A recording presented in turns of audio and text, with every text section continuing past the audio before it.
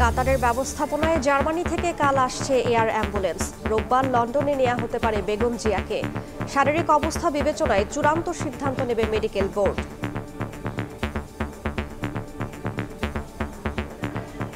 তিনি এখনো গুরুতর অসুস্থ, সেই কারণে তিনি ফ্লাই করতে পারবেন কিনা সেটা ডাক্তাররা নিশ্চিত করলেই তাকে ফ্লাই করে নিয়ে যাওয়া হবে।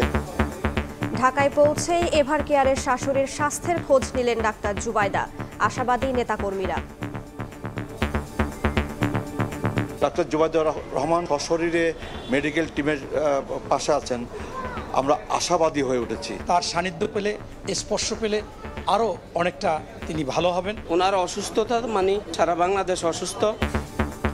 বেগম জিয়ার সুস্থতা কামনায় রাজধানী সহ সারা দেশে দোয়া।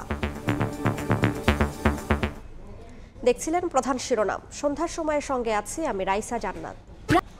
এবার অন্যান্য শীর্ষ সংবাদ। আবারও কোনো ফ্যাসিবাদ তৈরি হলে রুখে দেওয়ার হুঁশিয়ারি জামায়াত আমিরের। কোনো বিশেষ দল নয়, জনগণের বিজয়ে কাজ করবে ৮ দল। সুশাসন প্রতিষ্ঠার অঙ্গীকার। কোনো কারণে পেছাবে না নির্বাচন। ফেব্রুয়ারির ১৫ তারিখের মধ্যেই হবে ভোট, জানালেন প্রেস সচিব। ভোটের আগেই লুট হওয়া সব ভারী অস্ত্র উদ্ধারের আশা স্বরাষ্ট্র উপদেষ্টার।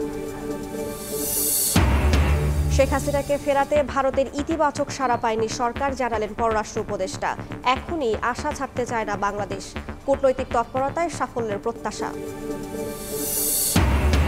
এবং রাজধানীতে ফের ঊর্ধ্বমুখী পেঁয়াজের দাম। সরবরাহ সংকটে কেজিতে বেড়েছে ১০ থেকে ১৫ টাকা। বাড়তি দরেই বিক্রি হচ্ছে সয়াবিন তেল। পাইকারিতে কাঁচামরিচের কেজি নেমেছে ২৫ টাকায়।